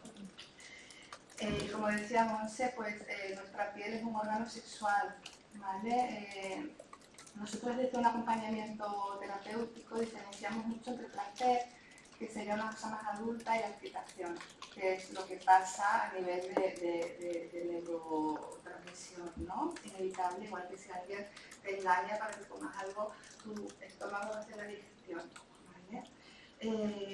Entonces creemos que hay que también educar en autodefensa desde pequeñitas. Y autodefensa no es solamente estar muy fuertes y dar buenos golpes, sino tener muy claro dónde está mi límite, ¿sí? Y lo que se nos olvida que es el disfrute de nuestro propio cuerpo, de nuestra propia sexualidad. No es educar en un miedo al sexo. El sexo es maravilloso y es una fuente de endorfina, dopamina, es el antídoto al dolor, perfecto, ¿sí? Pero lo que nos encontramos también en la sala de terapia cuando atendemos a adolescentes, y les preguntamos, incluso a adolescentes súper sexualizadas, como he puesto esta película Little Miss Sunshine, ¿no? Con esta niña, con esa sonrisa, con eso lo vemos también en adolescentes, ¿no? Hay una presentación de su ser para otro. Y cuando les preguntas que si ha tenido un orgasmo alguna vez, te dicen, no, ¿vale? O si se han mirado la vulva en alguna ocasión, se han lubricado, te dicen, ¿eso qué es? ¿Vale? Entonces, qué pena, ¿no? Qué bien nos iría si conociéramos nuestros propios cuerpos y supiéramos lo que nos gusta, porque así también podríamos saber lo que no nos gusta. ¿Vale? ¿Cómo voy a decir? Entonces, bueno, ¿en qué más cosas vemos? Vale, eso sí. También, no solo vamos a poner aquí el foco en las familias, en las criaturas, sino también en instituciones, en profesionales, en operadores jurídicos que no necesitan los jueces y las juezas hacer formación, pero les vendría muy bien, ¿sí? En profesionales de la educación, etcétera, ¿vale? Y las instituciones también, porque para poder sostener un acompañamiento comprometido hace falta pues una institución comprometida que apoye eso. Entonces, ¿qué es lo que vemos? ¿Qué es lo que intentamos hacer? Reforzar, empoderar a la adulta protectora, ayudarla a integrar a quien estamos acompañando a la mamá, integrar, conocer, ¿vale? Tener claro qué es lo que ha pasado, poder poner un poco de orden en esa confusión, contener todo el dolor, resignificar culpa y responsabilidad. Aquí no nos da más lugar, pero sí es muy interesante la diferencia entre la culpa y la responsabilidad, que es nada que ver la una y la otra, y justamente suelen ser opuestas. Tenemos que analizar y combatir otros ejes de opresión que estén atravesando a esa mamá, y el acompañamiento no puede ser solo terapéutico, tiene que ser también social, laboral, integral. Y luego en un procedimiento judicial es otra visión totalmente cuando acompañamos a las personas teniendo en cuenta esta base feminista, ¿vale? Ya la persona no se ve como pequeñita, impotente, sino que se ve como que está ahí también pudiendo hacer lo que no pudo hacer en el momento de la agresión, que es decir, eso no se hace y esto no se me hace a mí, o a mi hijo, o a mi hija, ¿sí? Entonces vamos a dotar de significado la entrada en el mundo judicial para que podamos obtener algo que sea reparador, porque si estamos esperando que haya una condena, como antes expresó el karma, pues más nos va a ir, y también porque tampoco pensamos que sea la solución. Entonces vamos a ayudar a las personas a ver qué es lo que puede ser reparador realmente para ellas, tanto dentro del sistema judicial, usando los medios que se pueden usar, como fuera del sistema judicial. ¿Qué es lo que necesita esa criatura, ¿vale? O esa adolescente para sentir que puede sanar la herida provocada por la agresión sexual o las agresiones sexuales? Buscando promover todo el tiempo el empoderamiento, el control, ¿vale? Que es justamente lo que el trauma te quita, la sensación de control. Amortiguamos también la victimización secundaria, ayudando a las personas a leer las sentencias e interpretarlas. Los informes psicológicos pueden hacer mucho daño con este lenguaje tan escabroso. Luego, todo lo ocurrido le damos un sentido, pues como decíamos antes, desde lo que es el poder. No es algo que te ha pasado a ti porque eres tú. Sí, es algo que viene pasando y viene pasando por otras razones que no tienen que ver contigo. Es muy importante. También es importante, en la medida de lo posible, que el acompañamiento pueda hacerse en grupo, ¿vale? Justamente para, con esta función de espejo, darse cuenta de que no hay nada mal en mí, ¿vale? No es en mí donde tenemos que buscar el problema. Entonces, ¿qué pasa? Que, bueno, socialmente estas son verdades incómodas, difíciles de mantener y de sostener, ¿sí? Y la represión, como decía otra vez Judith Herman, que me encanta, la represión, la disociación y la negación son fenómenos de la conciencia social y no solo de la individual, ¿vale? Entonces, ¿puedo prestar 3 minutos más? Sí, 3 a 5 máximo. Vale, pues ya acabo. Para finalizar, quería hacer un repaso de por qué es importante un acompañamiento feminista, ¿vale? Tomando de base las heridas que provoca el trauma. Las heridas que provoca el trauma son, principalmente, son muchas otras, pero así resumiendo, el miedo a perder la cordura, a la locura, la humillación, la impotencia tan grande, la culpa y la vergüenza, el estigma, el sentirte diferente, el que nadie te puede comprender sola. El caos, la confusión, el descontrol, con todo lo que ocurre en el cerebro durante la agresión sexual, la realidad deja de verse como continua, se ve totalmente fragmentada, no sabemos dónde tenemos los pies, no sabemos quién somos. El aislamiento y la soledad, porque quien me hizo daño fue otro ser humano. ¿Vale? ¿Cómo puedo yo confiar en los seres humanos? Y generalmente quien me hizo daño fue alguien a quien yo quería o quiero, porque no lo dejo de querer porque me haya hecho daño. ¿Sí? Entonces, ¿por qué es importante el acompañamiento desde un punto de vista feminista? Porque la conciencia constante de que las personas que sufren agresiones son víctimas de un sistema nos permite hacer testigo. Lo contrario es tratarlas como si tuvieran un problema individual, patologizar sus procesos y colocarlas en el reino de la locura. La conciencia de que nosotras también estamos atravesadas por violencias y que no somos diferentes a las personas que atendemos, nos va a permitir tratarlas de igual a igual. Lo contrario es pensar que como somos profesionales estamos por encima, ¿vale? Y es quitarles poder y sumirlas en la impotencia. El que no sea una intervención aislada, sino que pueden permitir que la persona se integre en una comunalidad, le permite un proceso de pertenencia con otras personas, que es lo que más puede reparar el daño sufrido por parte de otro ser humano. Lo contrario es que tengan que vivir su dolor a escondidas, con vergüenza, marcadas por el estigma. El que las personas que atienden sean expertas permite que el proceso sea ordenado y controlable, porque lo contrario va a sumir a las personas en el caos y en el descontrol.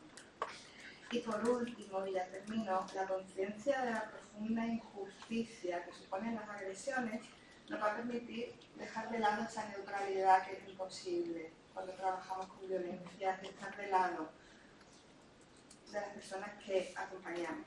Porque lo contrario es crear una distancia dañina entre nosotras y ellas y dejarlas en la soledad. Muchas gracias.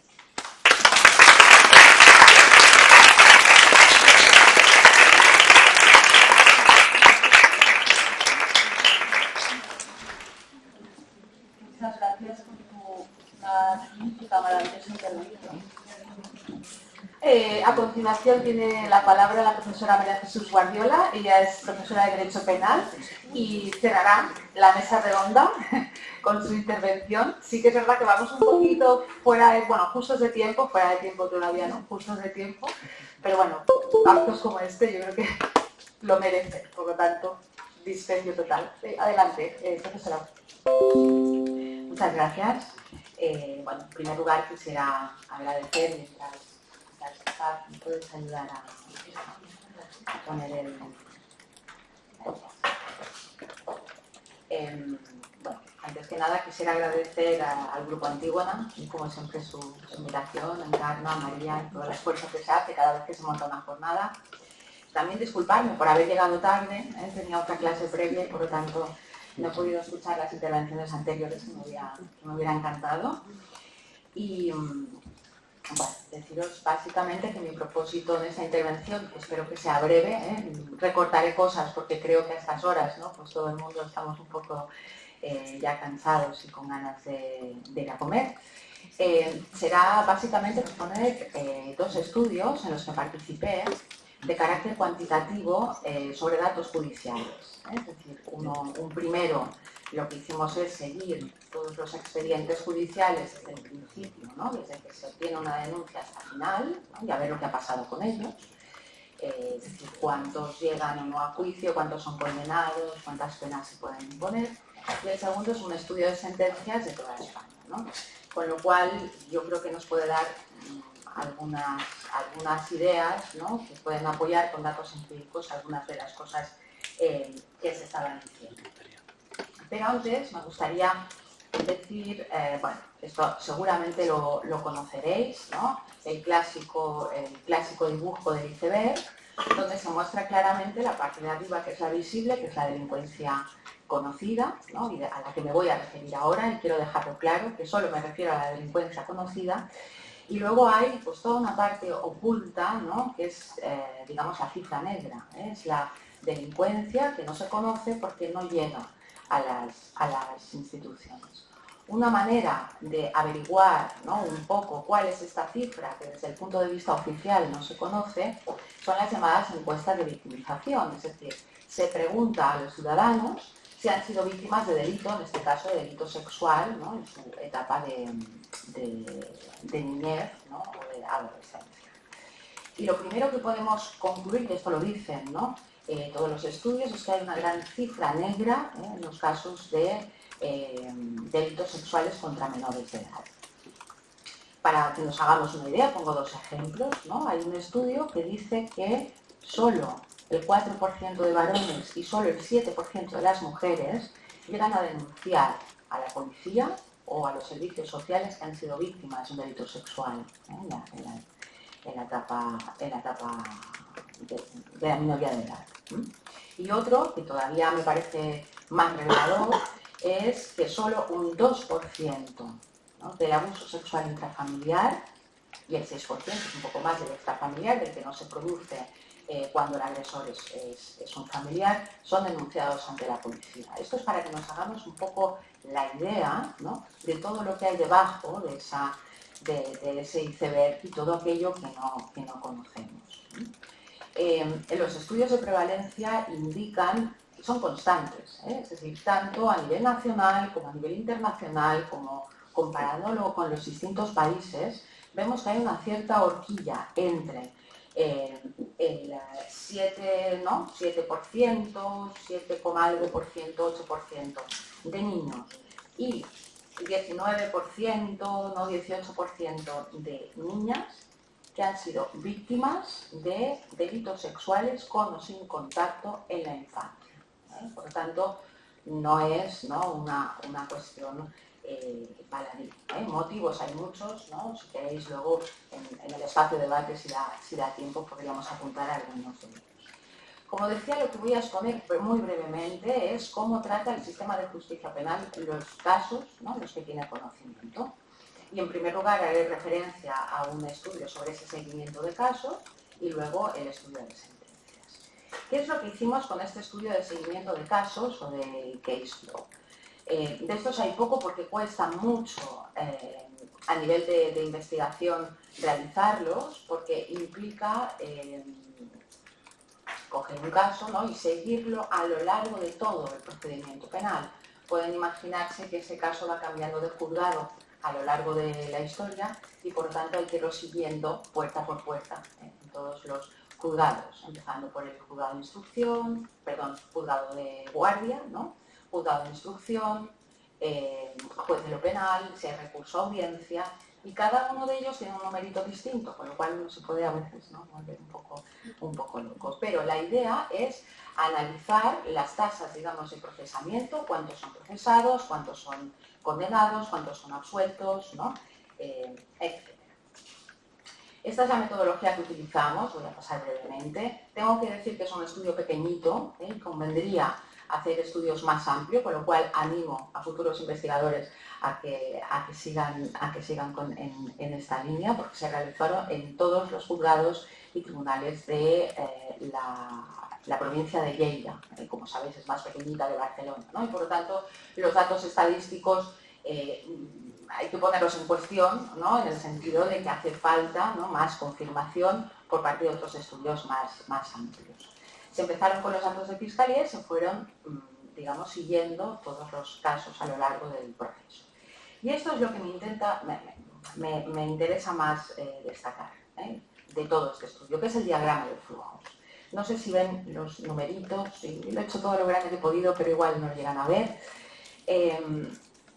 Estos son los casos, digamos, el total de casos, los que llegan, ¿no?, a hacerse alguna investigación, llegan a juicio o llegan a sentencia y llegan a condena.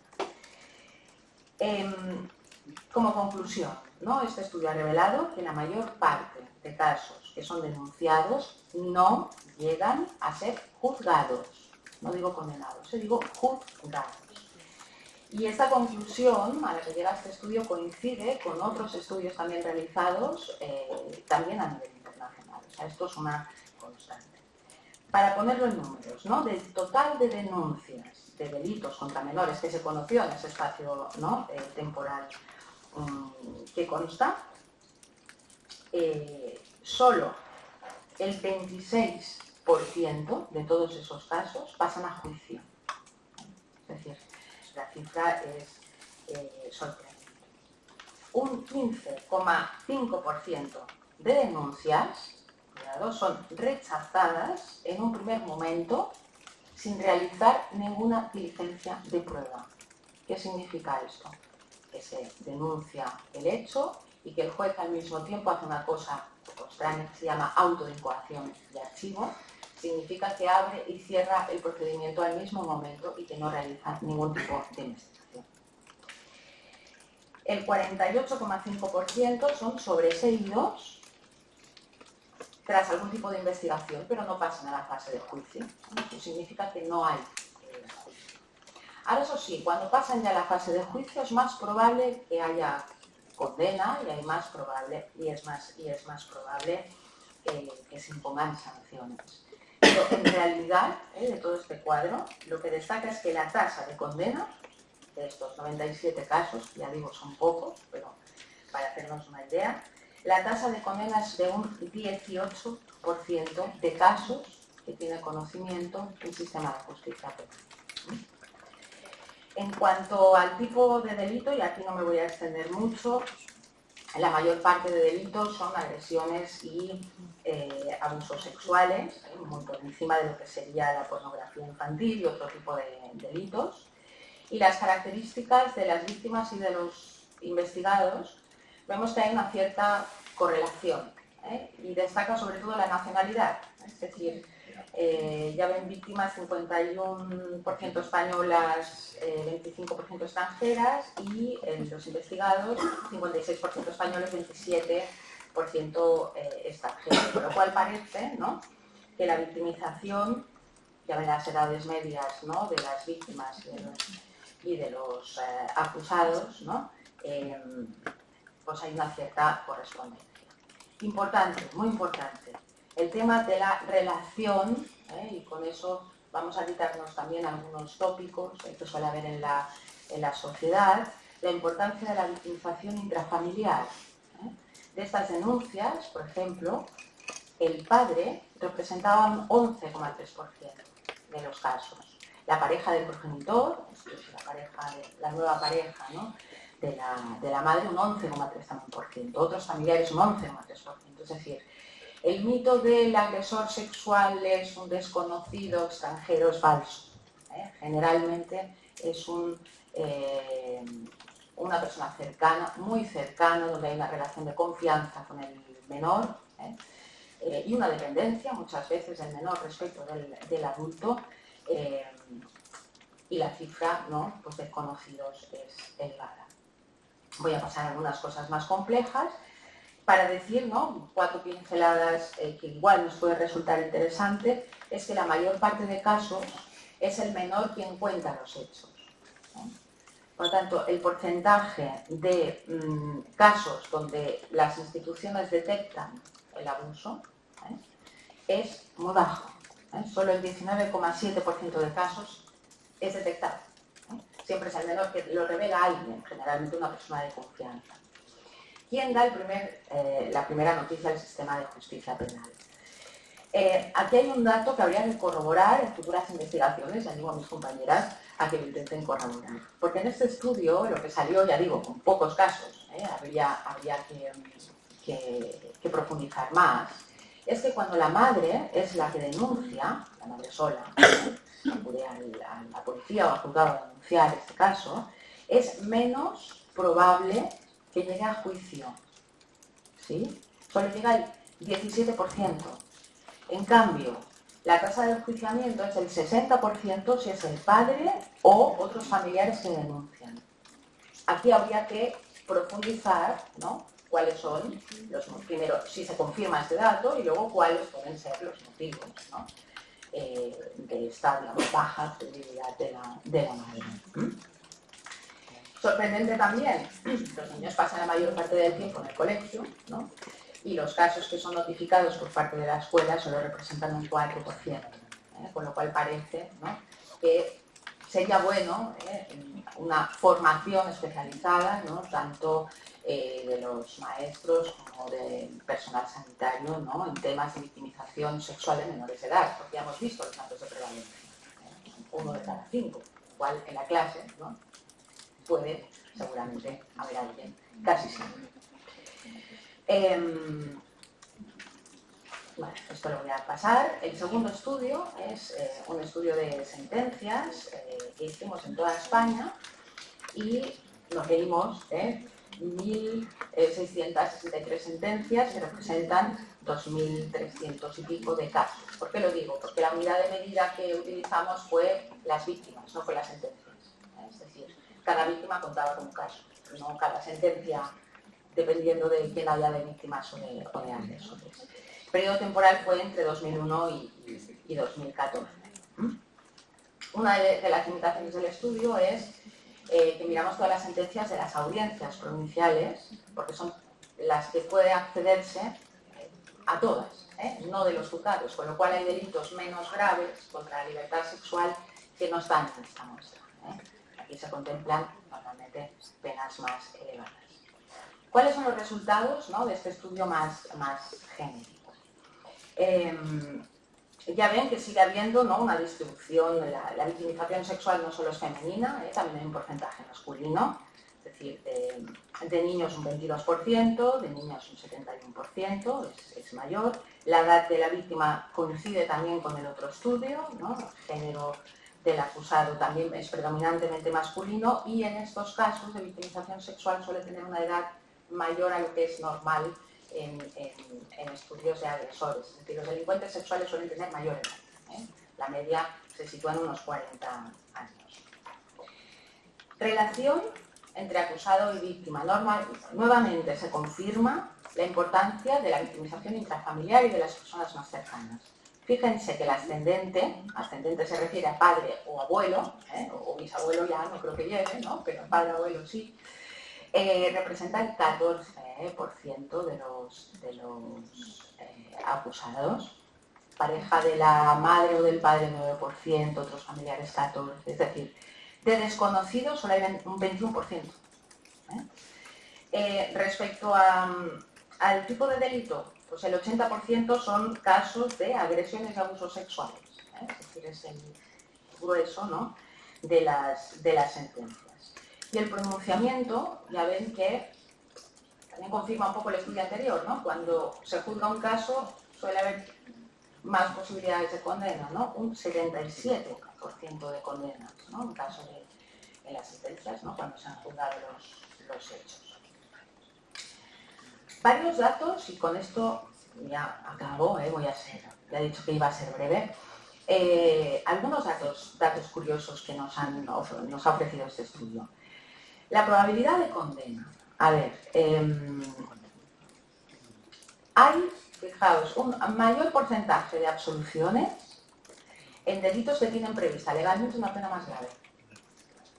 Y aquí yo pongo cuidado con el punitivismo, es decir,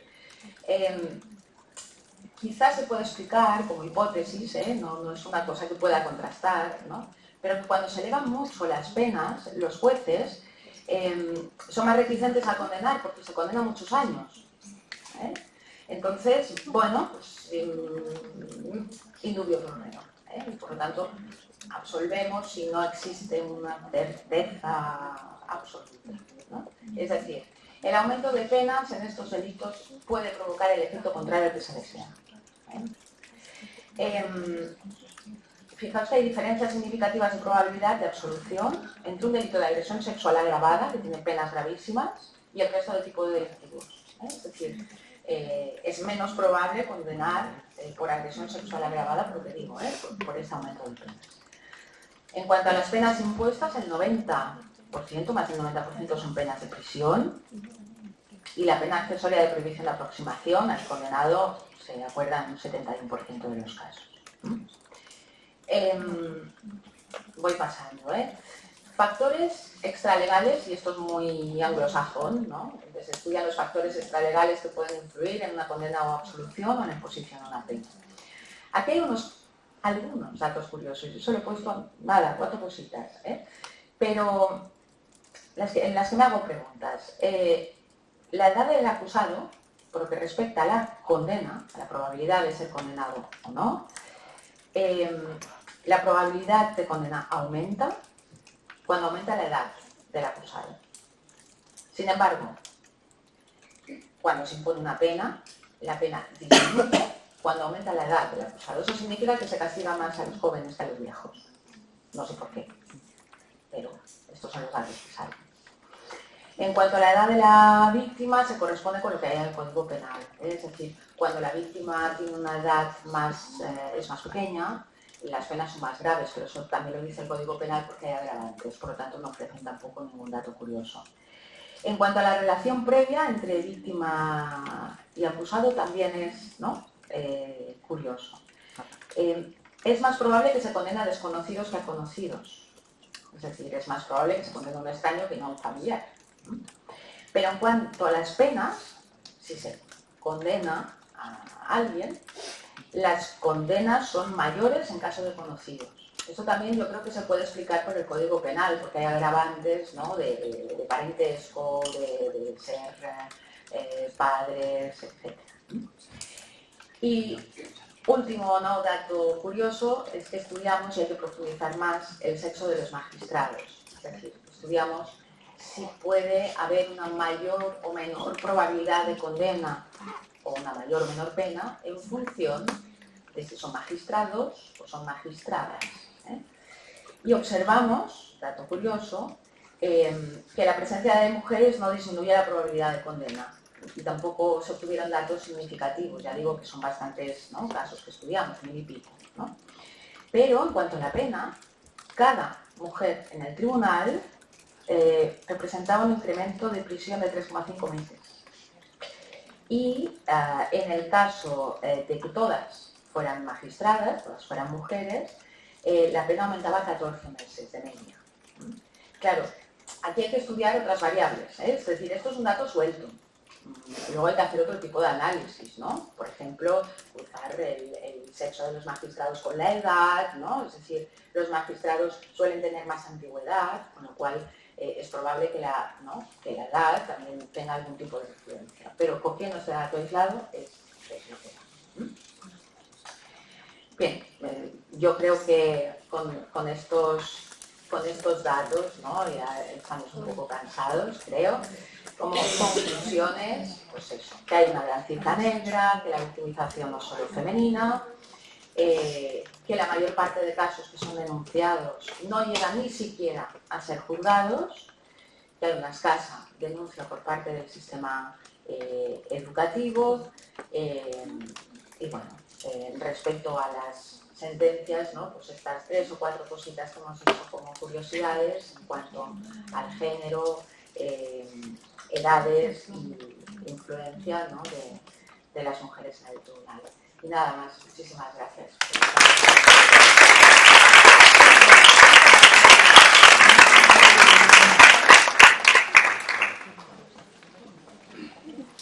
Muchas gracias. Abriríamos un breve turno de preguntas, si queréis a pesar de que somos conscientes de que estaréis cansadas, que lleváis mucho rato.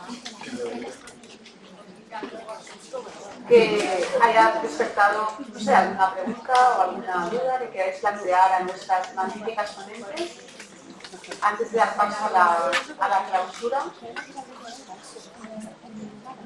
No, estamos en una hora peligrosa. Bien. Un comentario.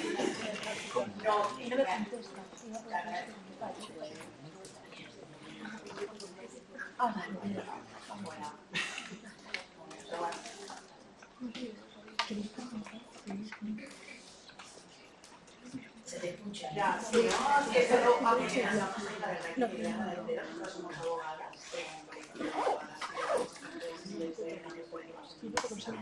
y ya cuando intentas trabajar así también súper con frustrant, no?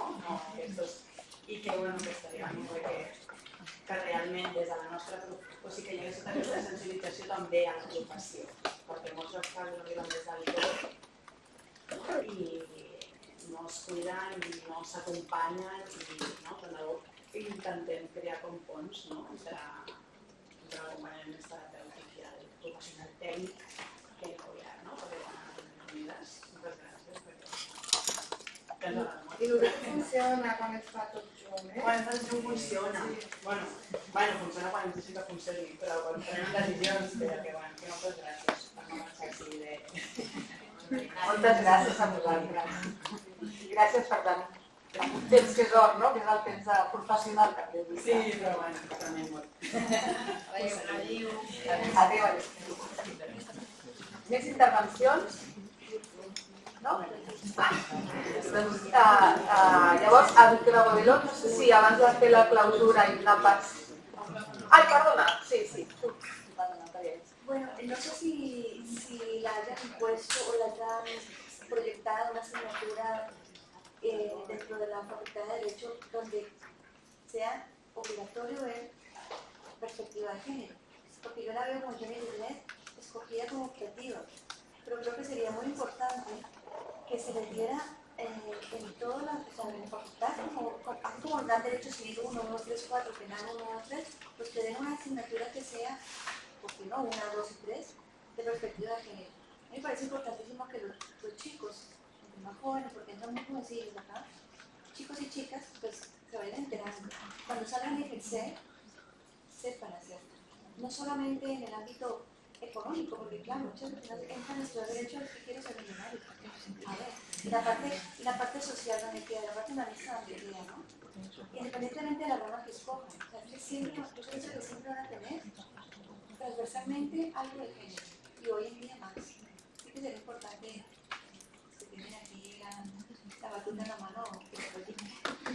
Y otra cosa que desconozco totalmente, pues es que se esté gestando, así como se le impone a los jueces hacer cursos de capacitación, que se les incumpla, tengan la edad que tengan, son magistrados, o sea, porque tengan un nivel más en la primera escala, que se les obligue a capacitarse, porque me parece preocupantísimo capacitarse, digo yo, no sé si utiliza la palabra correcta.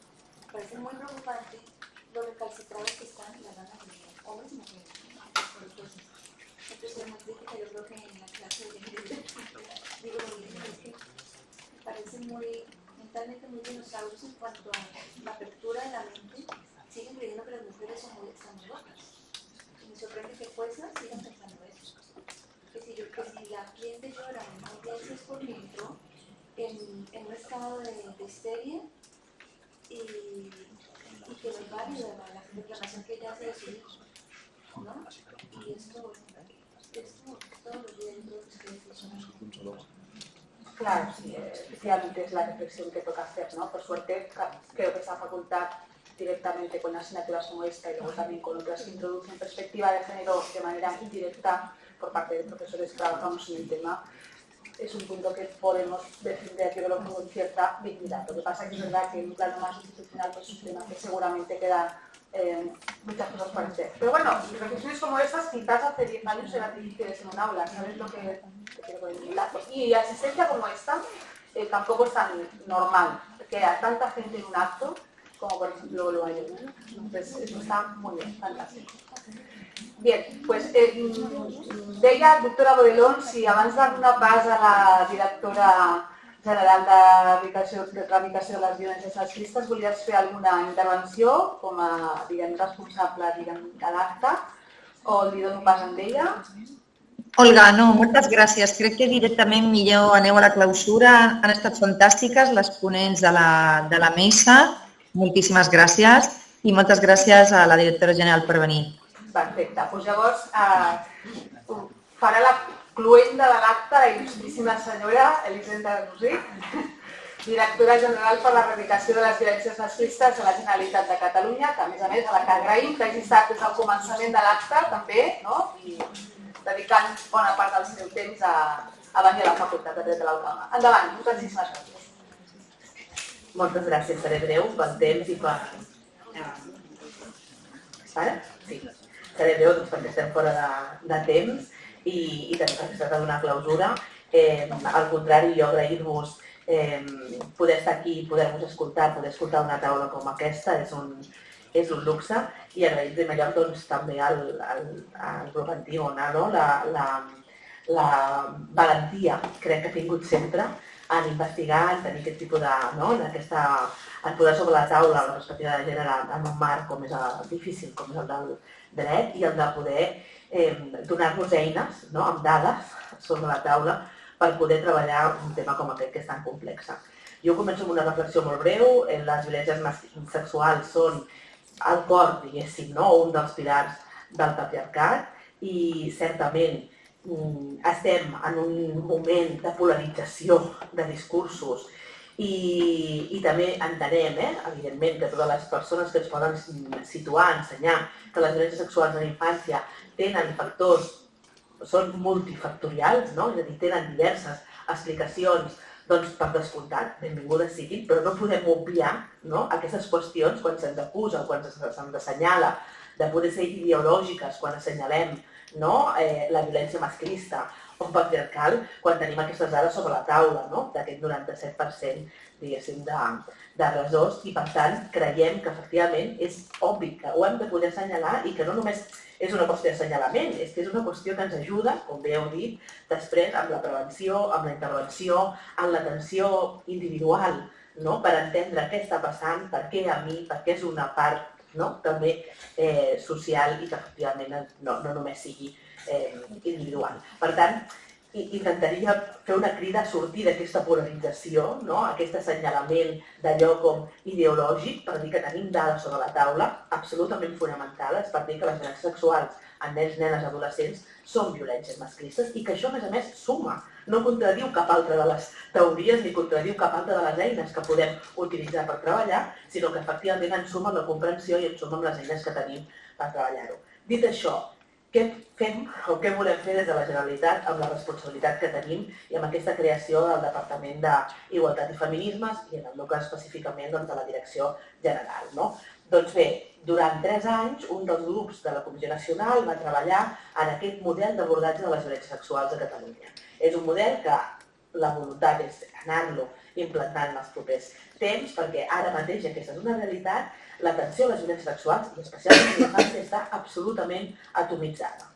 Tenim una part de protecció a l'infància, uns serveis de protecció a l'infància que tenen visió i perspectiva d'infància, però molts cops no perspectiva de gènere. Tenim un servei d'atenció a les violències masclistes que no sempre han tingut aquesta perspectiva d'infància o que han hagut de sumar-se també a poder detectar i treballar millor amb aquestes violències a la infància. Tenim uns serveis de salut que creen unes EFEs, unes unitats funcionals. Tenim la voluntat per part del Departament de Drets Socials de construir els Barnaús, aquest model integral.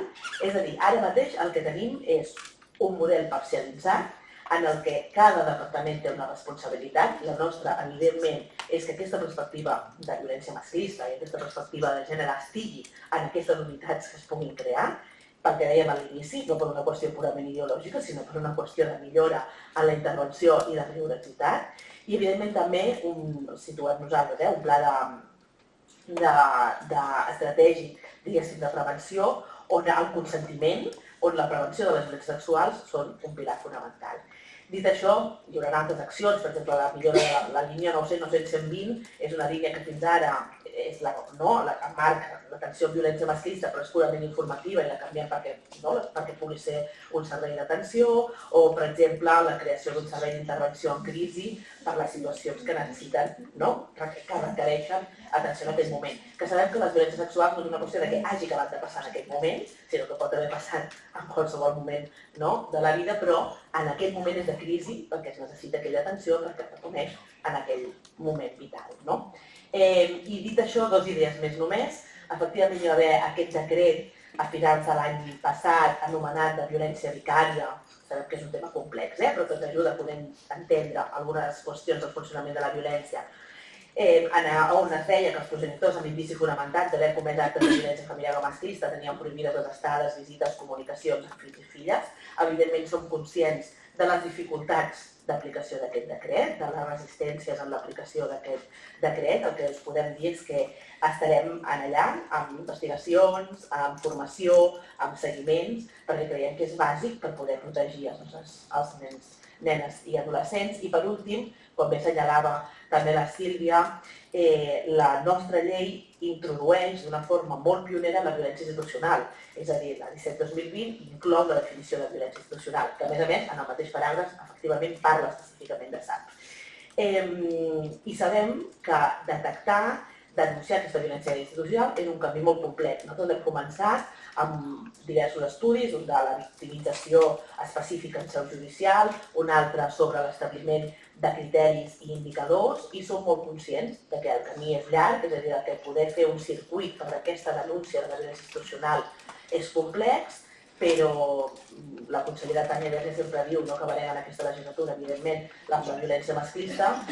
Proposem-nos, tant de bo, acabar amb la violència institucional. Aquesta seria una de les nostres tasques o propostes més importants.